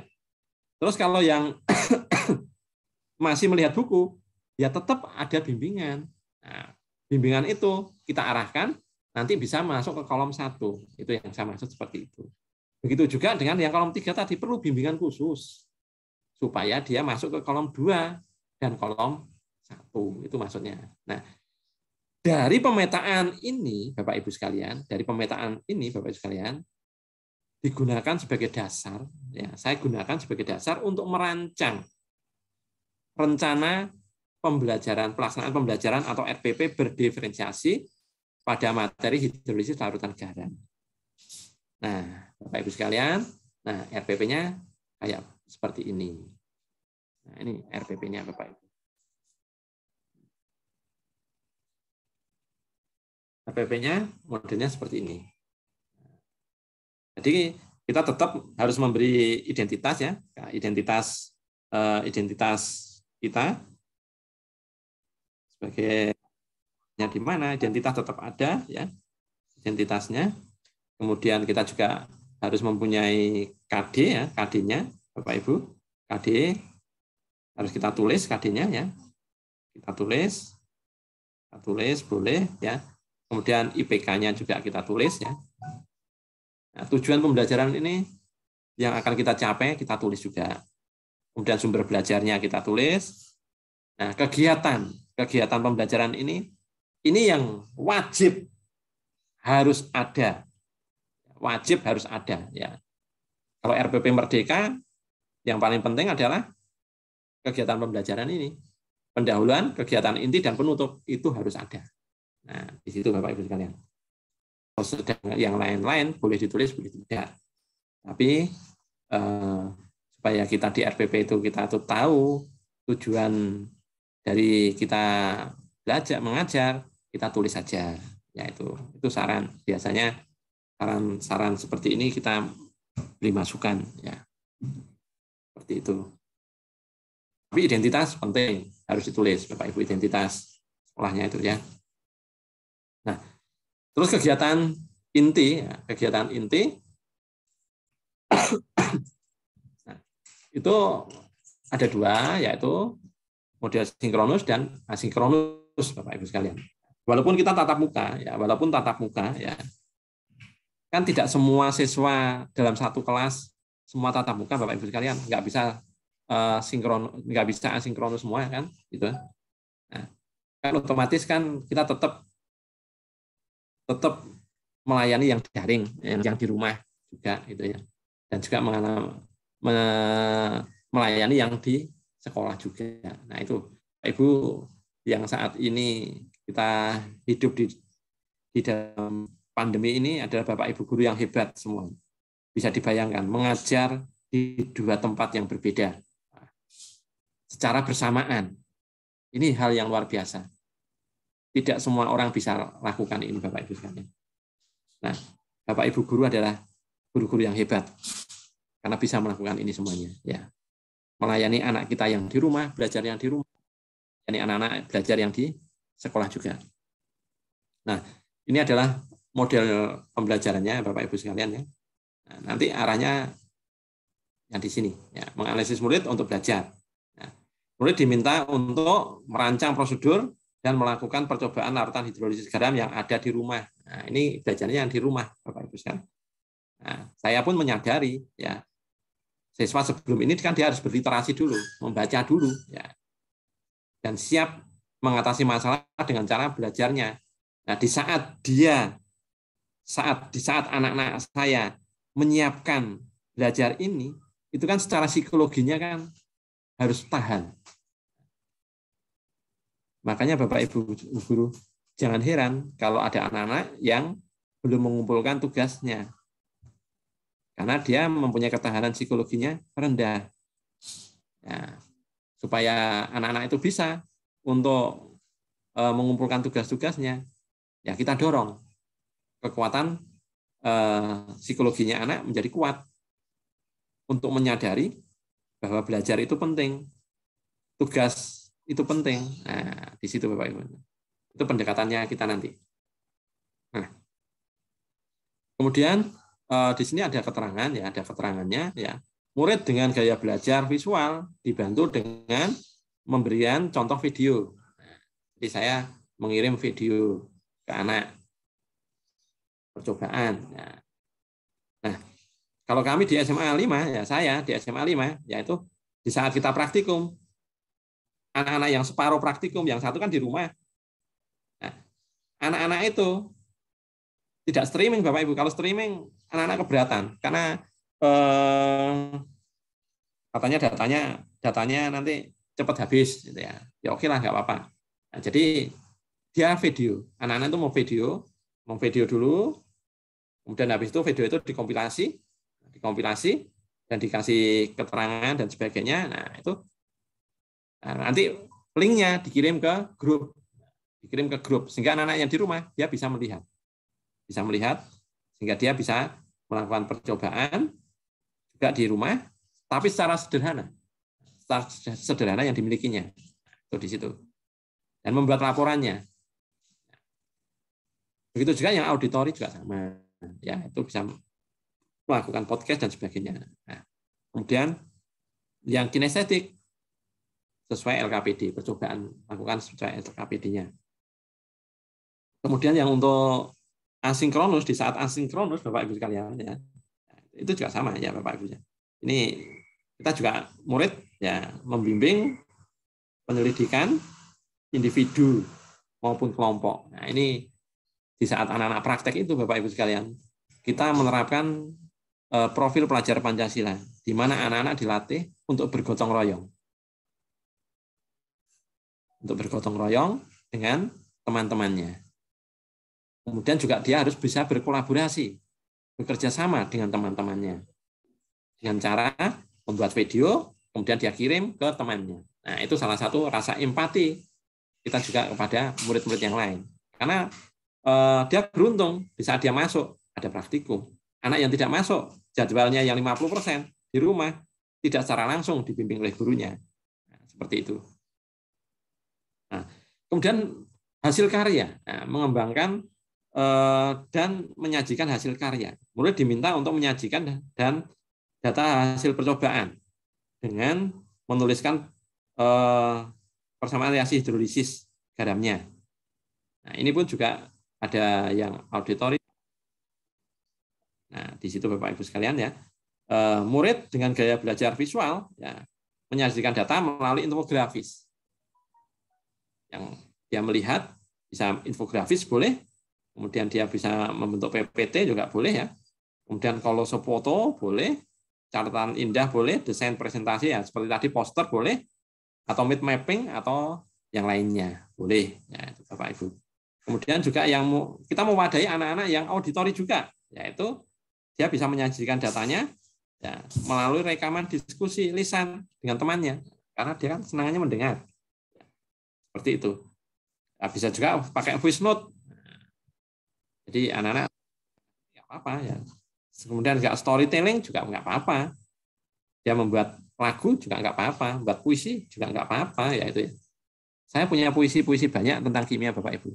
Ya, sejak dari SMA 2 ya, di SMA 2 pun anak-anak tugas untuk membuat puisi saya ada. Jadi di saat pendidikan guru penggerak di modul 1.1 sampai 1.4 harus membuat puisi, ya, terutama di 1.2 nanti Bu Lala itu ya, 1.2 membuat puisi. Ya, saya enak, tinggal ngambil saja. Nah, gitu. Oh, ternyata berguna. Ternyata berguna Bapak Ibu sekalian. Nah, itu juga dengan laporan-laporan anak-anak membuat podcast. Nah, itu juga berguna. Nah, jadi saya tidak mengalami kesulitan yang terlalu berarti di saat pendidikan guru penggerak, karena di saat tugas-tugas itu saya sudah lakukan sebelum-sebelumnya, ya. Jadi enak, saya ada sedikit aja. Nah, di situ. Nah, mulai dari sekarang, Bapak Ibu guru yang hebat, ya, di MIA Kota Malang, mulai dari sekarang mempersiapkan diri juga. Siapa tahu nanti teman-teman guru-guru hebat ini bisa mengikuti jejak saya dan kawan-kawan yang lain, sehingga di saat nanti ada tugas-tugas membuat seperti itu, tinggal kita menyempurnakan saja. Oke. Nah, kemudian tekniknya, nah, untuk meminta murid membuat jurnal refleksi. Nah, itu ya. Jadi penutupnya ya, guru bersama murid menyimpulkan materi tentunya ya, itu tetap sama ya. Guru memberikan umpan balik kepada murid, oke.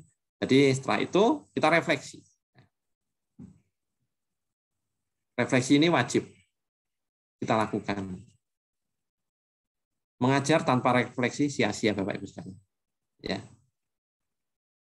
Tetapi kalau kita melakukan refleksi, di saat kita selesai mengajar, kita melakukan refleksi, itu akan menjadi hal yang luar biasa untuk perbaikan kita ke depannya. Karena kita tidak ada yang sempurna. Tentunya ada kelemahan-kelemahan, ada yang terlewatkan, dan sebagainya.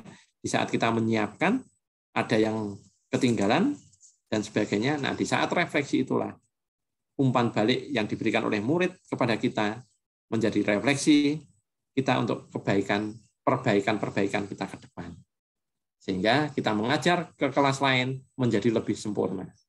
Apabila kelas kita paralel, lebih enak. Di situ Bapak Ibu. Nah, kemudian tetap ada penilaian ya, tetap ada penilaiannya, ada sikap, pengetahuan, dan keterampilan. Nah, kalau RPP Merdeka hanya sampai sini saja, selesai wes, gitu ya. Ini selesai. RPP Merdeka sampai sini aja Bapak Ibu. Jadi RPP-nya semestinya 1 lembar ini. Kalau tulisannya kecil-kecil. Kalau ukurannya 8 ya, 8 1 lembar ini. Sampai sini 1 lembar Bapak Ibu ya. Tuh.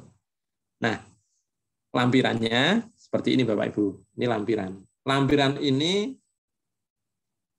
adalah lampiran asesmennya atau penilaiannya. Ya, penilaian sikap. Saya buatnya seperti ini ya Bapak Ibu sekalian. Kemudian untuk penilaian pengetahuan ya.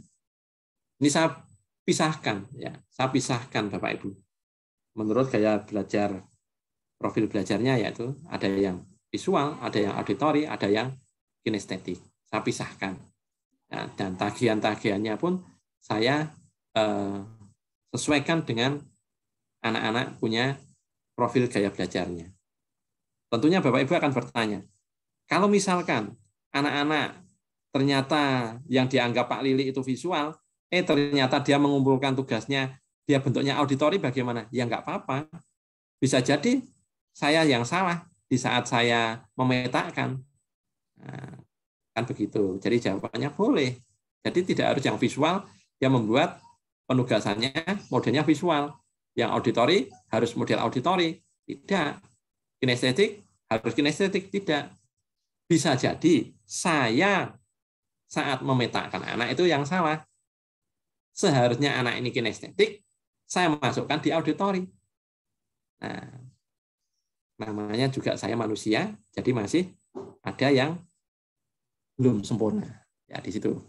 Jadi, intinya kita sebagai guru tidak boleh kaku kepada anak. Ya.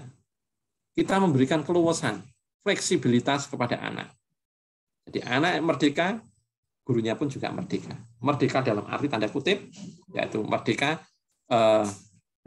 mengekspresikan dan mengkreasi kreativitas inovasi kita tersalurkan. Ya, itu. Kemudian juga strategi penilaian penugasan juga ada sendiri, ya. Kemudian rubriknya juga ada. Ya. Kemudian keterampilan. Nah, keterampilan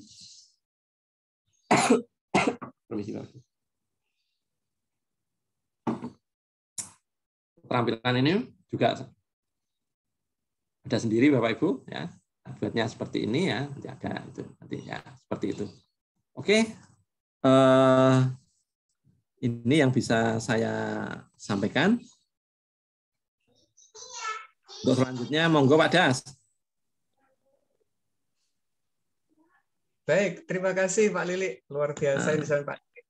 Saya terutama di bagian awal di dalam membuat RPP ini sangat luar biasa. Nah, monggo Bapak Ibu, kalau misalkan ada sesuatu yang perlu disampaikan, didiskusikan, monggo langsung aja. Bapak Ibu langsung aktifkan mikrofonnya, langsung tanya ke Pak Lili. Monggo.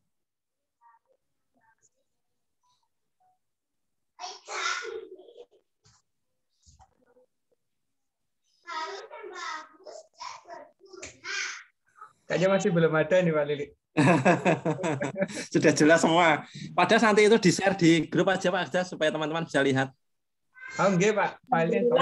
Supaya teman-teman bisa untuk ada pencerahan karena sebenarnya saya kemarin juga sudah didapatkan materi ini, cuman contoh implementasinya dalam RPP seperti apa, kemudian produk-produk yang didapatkan seperti apa.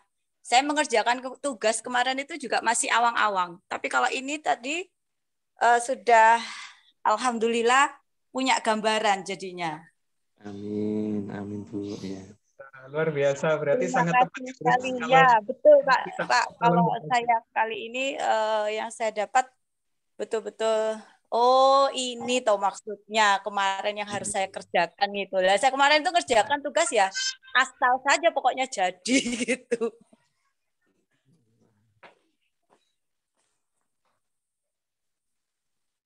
Terima kasih Bu Iris.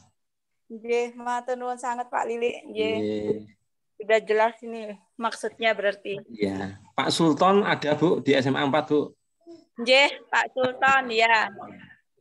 Pak Jadi Sultan.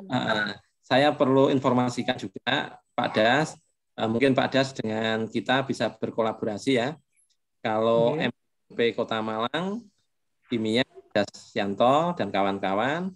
Nah, di komunitas guru penggerak, komunitas guru penggerak untuk tingkat provinsi itu ketuanya saya.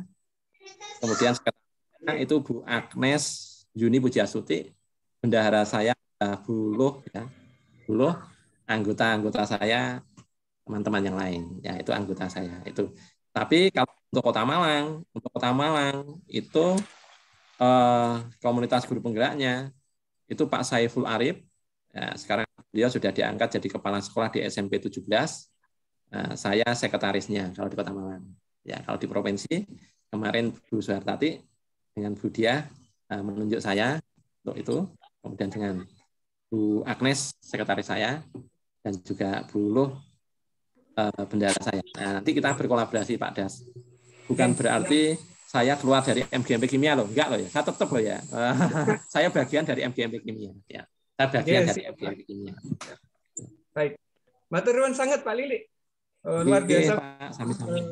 Sangat tepat nggih kalau hari ini Pak Lili sebagai narasumber memang sangat menginspirasi. Mungkin perencanaan pembelajaran ke depan kita walaupun belum skala penggerak nggih Pak, kita coba untuk ke sana gitu enggak? Wajib, ya. Harus Ya, arahnya. Nggih, Pak. Baik Bapak Ibu, monggo kalau masih ada yang masih didiskusikan lagi, monggo silakan. Pak Gofir ini katanya, monggo Pak Gofir. Oke, Pak Das, terima kasih atas kesempatannya. Terima kasih Pak Lili, materinya sangat luar biasa gitu ya. Jadi yang awam tentang pembelajaran berdiferensiasi, terus disajikan dengan instrumen RPP yang begitu luar biasa. Ini mau menyusun RPP saja pendahuluannya panjang gitu. Saya nggak bisa membayangkan ini kalau misalkan nanti diaplikasikan kayak gimana ya. Contoh tadi sampai muncul anak-anak dengan kelompok-kelompok auditori, kinestetik, itu kan pembukaannya sangat panjang. Jadi langkah yang dilakukan sangat panjang. Bahkan Pak Lili ini melakukan untuk membuat RPP ini butuh waktu sekitar berapa Pak Lili tadi? Kalau saya menyimak sekitar 2 bulan gitu. Ikut di kelas. Bisa.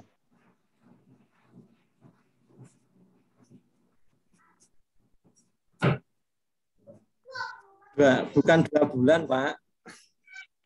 RPP-nya saya waktu itu membuat 2 hari karena itu tuntutan untuk tugas saya di modul 2.1 2.2 ya, yaitu pembelajaran diferensiasi terintegrasi dengan kompetensi sosial emosional. Nah, itu harus saya upload di LMS dan saya upload ke YouTube. Nah, itu tugas kami guru penggerak harus ke YouTube juga gitu. Dari YouTube itu nanti kan masukan-masukan. Ada umpan balik entah itu dari dosen, entah itu dari masyarakat umum atau mungkin dari Bapak Ibu guru. Nah, di situ. Tapi kalau LMS yang kita miliki itu dari fasilitator kita. Ya, jadi dari teman-teman kita sempurnakan. Nah, yang sudah kita taruh di YouTube itu adalah yang sudah hasil dari perbaikan dari fasilitator kita dan teman-teman. Memang Pak, awalnya kayaknya berat banget gitu ya. Kok kita harus memetakan anak-anak yang auditori, yang kinestetik, yang global, yang visual ya itu ya. Itu kita berat. Tapi kalau mau enak, mau cepat, kita langsung ke BK. Cepat langsung ke BK. Datanya pasti ada. Tapi alangkah bagusnya data dari BK tadi itu Bapak juga mempunyai data dari rekam jejak kita, nilai-nilai sebelumnya, tugas-tugas sebelumnya itu modelnya kayak apa sih? Nah, dari sini kan kita sudah melihat, oh anak ini modelnya senengannya gini ya, oh modelnya gini ya, kita bisa lihat. Nah, dari situ bisa juga kita juga wawancara ke anak, boleh. Tapi kalau mau cepat dari BK sudah cukup.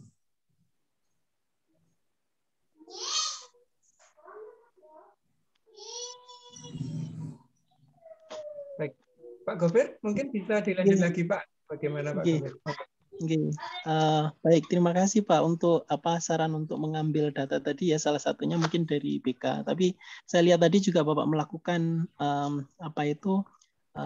tes juga pakai Google Form kalau tidak salah, berkaitan dengan minat kalau nggak salah ya Pak ya. Ya. Kalau seperti itu ada rubriknya enggak? Mungkin bisa di-share juga biar buat pengalaman juga nanti ketika kita mau mengelompokkan siswa biar kalau sudah ada rubrik yang jelas. Kalau misalkan di penelitian kan biasanya mau mengukur apa gitu kan ada rubrik penelitiannya gitu. Kalau Pak Lili berkenan mungkin bisa di-share juga. Iya. Okay. Itu yang pertama. Terus yang kedua sebenarnya kalau gampang-gampang susah gitu Pak ya mengelompokkan siswa. Ada kalanya kalau di sini dikatakan oh dia masuk auditori, oh ternyata faktanya setelah pembelajaran berjalan dia masuk ke kinestetik dan seterusnya. Akhirnya Pak Lili tadi ya sudah anak itu nanti mengumpulkannya dalam bentuk apa, kadang-kala mungkin data yang tertulis tidak sama dengan fakta yang ada di lapangan gitu Pak ya. Betul, iya. Jadi apakah kalau misalkan di guru penggerak atau di program dari guru penggerak itu sendiri, adakah alat evaluasi yang valid gitu? Artinya untuk mengukur kemampuan anak tersebut gitu. Jadi dia masuk di kelompok yang mana? Atau memang dari yang Pak Lilik sebutkan tadi hanya dari kita ambil dari BK, itu pun kalau dari BK pasti dengan lembaga tes psikologi yang tertentu gitu Pak ya. Mungkin dengan kesalahan berapa persen gitu. Atau Pak Lili punya pandangan sendiri kira-kira apa tes diagnostis yang paling relevan gitu. Oke, sementara mungkin itu dulu, nanti bisa disambung lagi. Terima kasih Pak Lili. Nggih, matur nuwun Pak Gofir. Oke, jadi di pendidikan guru penggerak untuk tes khusus kita tidak diajarkan ya. Kita tidak diajarkan dan tidak disarankan pakai A, B, C, tidak ya. Nah, di situ kita di saat kita masuk di ruang yang namanya itu eksplorasi konsep ya. Eksplorasi itu ya. Kita nanti ketemu dengan instruktur kita. Nah, instruktur menjelaskan. Oh, terus kita berpikir. Ya. Jadi kita itu di saat diklat itu kita itu dipatik. Nah, dikasih pancingan-pancingan. Nah, di saat kita dikasih pancingan-pancingan, nah di situ nanti kita langsung bisa mengeksplor konsep tersebut. Nah, saya mengeksplor diri dulu ya, mengeksplor diri. Oh, berarti kalau saya mengambil data pemetaan ini, selain saya menggunakan data nilai terdahulu ya, materi terdahulu atau nilai-nilai pretest untuk melihat kesiapan belajar siswa, saya juga bisa melihat dari saya mempunyai misalkan Google Form yang kita kasihkan ke anak-anak, nah, seperti itu. Cuma kelemahannya Google Form yang kita berikan ke anak-anak, mungkin anak-anak tidak jujur menjawab. Ya, anak-anak bisa jadi tidak jujur menjawab. Ya. Oleh sebab itu, saya mengambil langkah plan B. Ya. Saya mengambil data dari BK yang sudah katakanlah sudah bekerja sama dengan lembaga yang terakreditasi lah ya, lembaga terakreditasi untuk penyelenggara tes psikologi. Nah, dan saya menganggap hasil itu lebih valid bila dibandingkan dengan yang saya berikan melalui Google Form. Karena di saat Google Form itu kan bisa jadi seperti saya contoh tadi. Oh, di situ Bu Evi, ya, Bu Evi dekat dengan saya. Nah, saya ngisi, oh saya auditori, Bu Evi ikut-ikutan auditori misalkan gitu. Oh, di situ ada Bu Lasmi kinestetik. Nah, nanti Bu Loh ikut-ikutan kinestetik. Ketidakjujuran itulah yang membuat kadang-kadang hasilnya itu tidak maksimal. Nah, memang benar, tidak semuanya apa yang kita ambil dari data-data tersebut itu 100% benar tidak. Ya. Paling tidak sudah mendekati 90% sudah bagus lah, gitu ya. Paling nanti ada sekitar 2-3 anak saja, nggak lebih dari itu. Yang meleset tidak lebih dari itu. Nah, ada juga anak kita yang nakal gitu. Anak kita yang nakal gitu. Loh, ini baru aja saya lakukan ya. Itu ada anak murid saya kelas 11 MIPA 1 ya, anak laki-laki ya, saya nggak mau sebut namanya ya. Nah, itu dia menyerahkan tugas saya. Saya minta dia tuh seharusnya dia membuatnya itu kelompoknya adalah kelompok musik seni ya di saya. Tapi dia mengumpulkannya dalam bentuk infografis. Nah, infografis yang dia kumpulkan ini ternyata hanya diubah warnanya. Isinya sama dengan dari kelas 11 MIPA 2. Salah satu anak di 11 MIPA 2. Nah, setelah saya tanya, ternyata mengaku, iya Pak, saya copy paste, cuma saya memodifikasi modelnya saja. Oh, ya sudah, nggak apa-apa. Ya, kita kan jangan marah lah ya, kita guru jangan marah. Oh, begitu deh ya. Tapi aslinya kamu tuh seneng nggak kamu musik? Senang Pak, coba kamu nyanyi sekarang. Wah, ternyata dia bisa. Nah, ternyata seperti itu juga. Jadi anak kita kadang-kadang juga kita masih harus ini ya, apa itu namanya, kejujuran anak itu memang susah. Tapi kita harus tetap berusaha terus untuk tetap supaya bisa berhasil itu. Ya, itu di situ. Betul Pak Gofir. Jadi belum ada, saya belum punya instrumen khusus dari guru penggerak. Tidak ada, tidak dikasih kita ya, tidak dikasih instrumen khususnya, tidak dikasih ya. Tapi kita jabarkan saja. Mungkin Bu Evi bisa menambahi, Bu Evi. Monggo Bu Evi.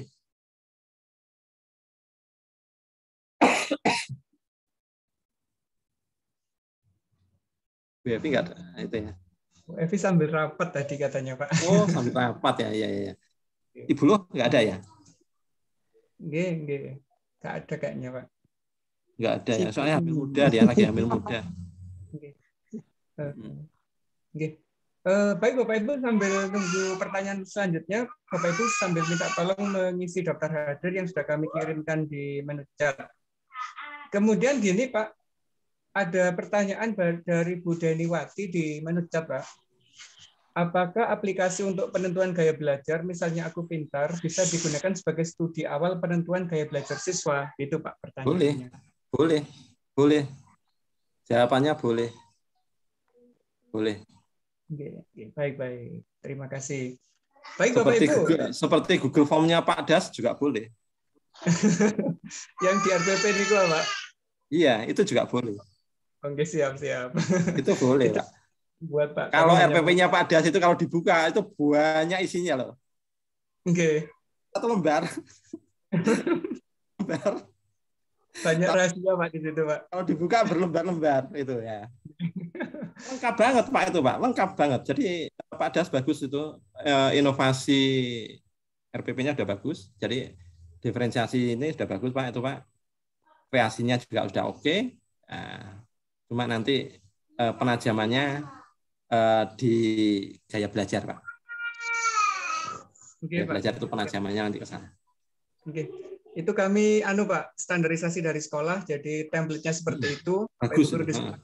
Membuat seperti itu Pak. Pengawasnya siapa? Pengawasnya Pak? Bu Nini. Oh, ya pantas. Ya oke.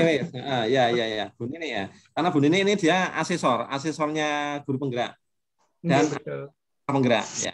Dan beliau ini yang sekarang sedang menggodok untuk kurikulum paradigma baru Pak. Wah, luar biasa. Ya, itu sana. Syukur Pak mendapatkan Bu Nini Pak. Terima kasih banyak. Mantap Pak. Mentor saya Pak. Mentornya Pak Lilik juga. Mentornya guru penggerak Pak. Oke. Pak, ada lanjutan dari Bu Deniwati di menu chat. Dari aplikasi rata-rata siswa gaya belajarnya majemuk. Tidak ada yang murni gaya belajar tertentu. Apakah diambil persentase yang terbesar atau bagaimana gitu Pak cara pengambilannya? Seperti yang saya sampaikan tadi ya. Dari akun aplikasi belajar itu jangan tempat saja ngambilnya. Jangan dari satu tempat. Tapi kita punya plan B juga. Seperti yang saya sampaikan tadi. Kita punya plan A, tapi juga ada plan B dan ada plan C. Nah, dari situ semua nanti kita bisa menyimpulkan. Kalau dari satu titik saja, jangan. Seperti saya misalkan dari Google Form saja. Nah, seperti tadi, anak jujur enggak? Kan gitu.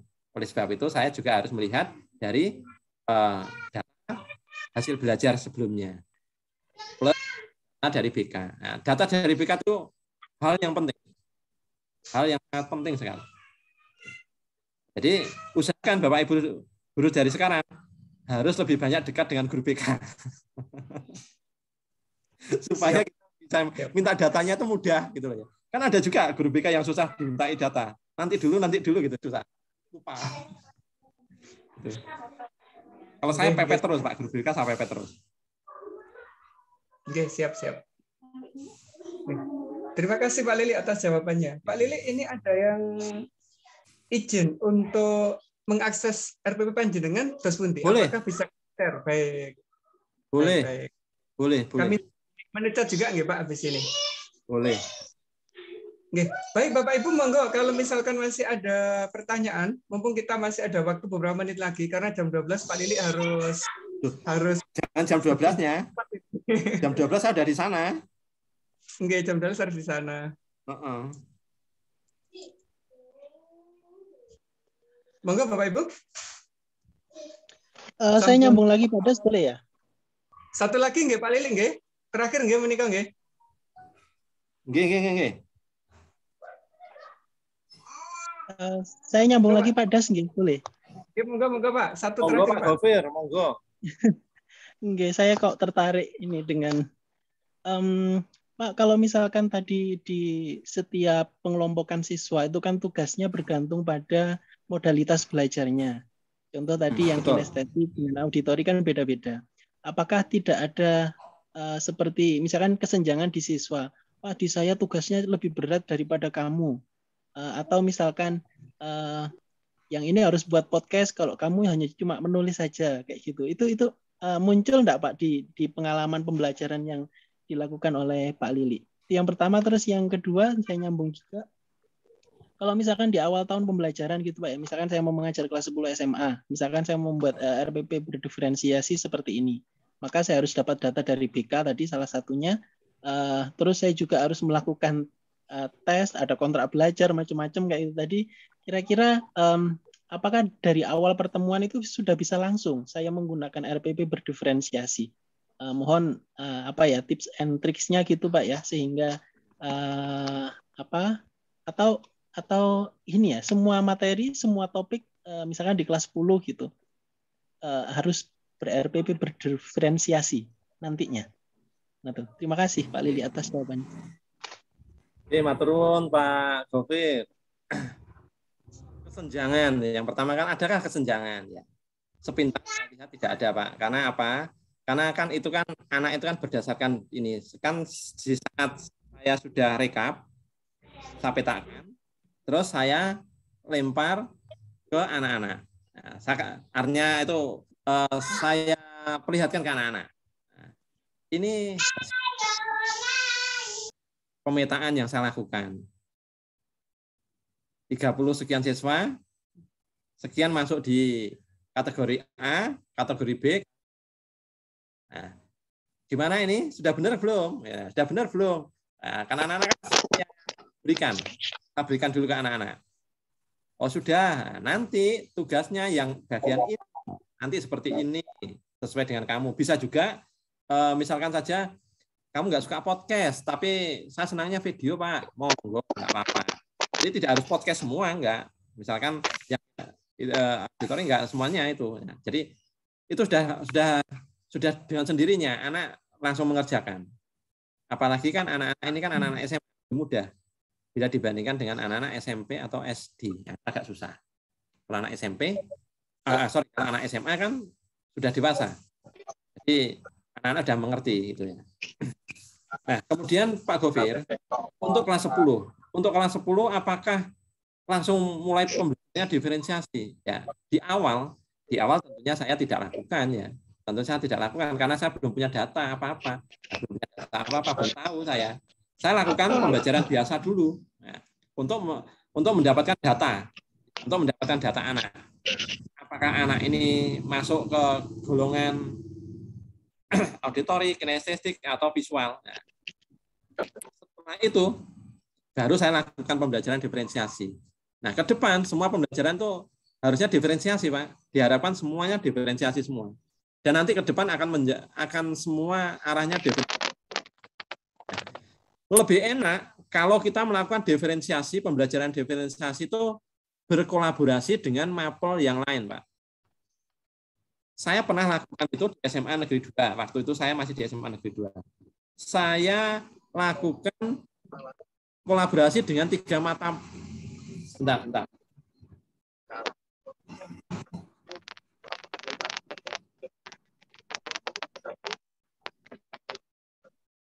Kendaraan truk gitu ya.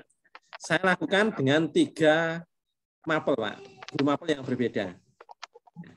Yaitu kimia, biologi dengan sosiologi waktu itu. Sosiologi itu adalah materi peminatan. Lintas minatnya anak di kelas itu. Saya lakukan pembelajarannya di saat itu saya tentang tetrasi. Nah, saya tentang tetrasi, kimia literasi biologinya itu tentang apa itu namanya pengairan ya. Air. Apa itu air? Dia ngambil sampel di air Sungai Berantas lah, ya Sungai Berantas itu. Kemudian sosiologinya itu KD-nya tentang pembelajaran, tentang intinya itu tentang pola hidup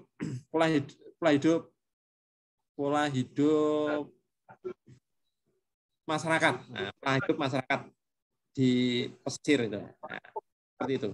Kita lakukan pembelajarannya diferensiasi Pak, yang 3 mapel itu. Nah, tapi RPP-nya 1. RPP-nya 1, kimianya sendiri, kemudian diferensiasi kimianya sendiri, diferensiasinya untuk biologi sendiri, terus diferensiasinya untuk sosiologi sendiri. Tetapi nilai yang muncul untuk 3 mapel itu. Ya, untuk 3 mapel. Jadi enak. Jadi murid tidak ya, tujuannya kita melakukan pembelajaran diferensiasi itu siswa tidak berat, Pak. Tidak memberatkan siswa. Lebih baik lagi kalau kita melakukan diferensiasi berkolaborasi dengan mapel yang lain. Itu lebih bagus. Nah, ke depan kita lebih banyak harusnya begitu. Ada kolaborasi pembelajaran dengan mapel yang lain. Sehingga nanti tagihannya itu 1, tapi nilainya untuk beberapa mapel. Karena sudah disepakati kita. Nyusunnya bertiga, ya, nyusunnya RPP bertiga. Jadi RPP yang saya pegang, isinya ya 3 mapel tersebut, guru yang lainnya juga 3 mapel tersebut. Tagihannya sama. Yang memberi nilai, ya nilainya cukup kita, tapi sudah untuk nilai 3 orang. Karena kita sudah punya rubrik penilaiannya yang kita buat. Begitu Pak Gofir. Oke, matur nuwun Pak.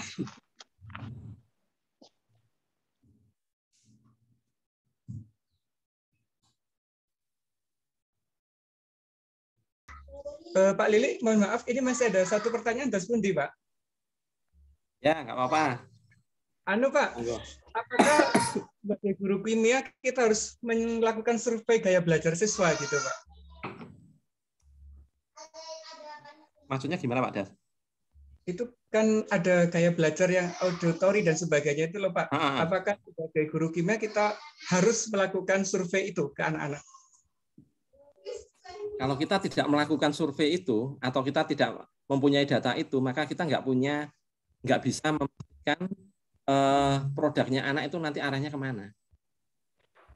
Kan diferensiasi itu kan ada diferensiasi konten, isi, diferensiasi proses, dan diferensiasi produk. Nah, nanti produknya anak ini apa? Apakah nanti produknya sama? Kalau produknya sama semua, misalkan produknya semua itu artinya tulisan, dalam bentuk tulisan, yang selama ini kita memberikan tugas itu, selama ini memberikan tugas, semua sama semua. Tanpa melihat, betul nggak? Ayo jujur. Saya jujur ya, saya selama 23 tahun hampir saya menangis hati saya di saat saya kena guru. Waduh, berarti saya banyak salahnya selama ini ya, memaksakan anak harus seperti ini, padahal dia nggak suka itu semestinya. Kalau kita tidak melakukan pemetaan, kita nggak tahu potensi anak. Anak itu punya potensi itu luar biasa. Kalau potensi itu kita tutupi terus dengan kemauan ego kita sebagai guru memberikan tugas EC toh aja, memberikan tugas EC anak tulis saja, padahal dia nggak seneng itu. Pak Jane aku nek tak gawe bentuknya infografis atau bentuknya ini lebih bagus itu. Nah, kan kita keberhasilan anak kan kita tidak tahu ke depan. Anak itu kan bisa melalui olah seninya, bisa raganya, dan bisa melalui olah jiwanya. Nah, itu kalau kita belajar tentang refleksi pembelajaran Dewantara, nanti arahnya ke sana. Oleh sebab itu, mari kawan-kawan, saudara-saudara saya semuanya, Bapak Ibu Guru, guru kimia yang hebat di Kota Malang ini. Yuk mulai bersama-sama dari awal sekarang. Tidak ada kata terlambat ya. Mari kita lakukan pembelajaran untuk memerdekakan anak, murid kita. Kita maksimalkan potensinya anak-anak dan biarlah mereka berkreasi dan kita melakukan kreativitas diri kita sehingga kita juga merdeka mengekspresikan pembelajaran ke anak-anak itu juga anak-anak itu bisa terpatik sehingga dia bisa potensinya meningkat dan dia bisa berhasil. Ya, bisa jadi nanti ke depan dia bisa jadi YouTuber. Tidak harus jadi dokter. Bisa jadi YouTuber. Bisa jadi ke depan dia menjadi kameramen. Nah, bisa jadi sutradara dan sebagainya. Nah, keberhasilan-keberhasilan itu yang harus kita wadahi di situ. Terima kasih Pak Das. Baik, terima kasih Pak Lili. Cukup nih Bapak Ibu untuk pertemuan hari ini. Kalau misalkan ada sesuatu yang perlu didiskusikan lagi, mungkin bisa kontak ke Pak Lili langsung gitu Pak Lili. Nggak apa-apa nih Pak Lili ya? Atau kita boleh. Ya, begitu. Baik Bapak Ibu, ini sudah jam 11:01. Habis ini Pak Lili harus melanjutkan aktivitas di BEDC. Monggo Pak Lili, kalau misalkan dituntut segera ke sana, Pak Lili bisa melanjutkan aktivitas selanjutnya. Ini dulu, foto bersama dulu. Oke, ini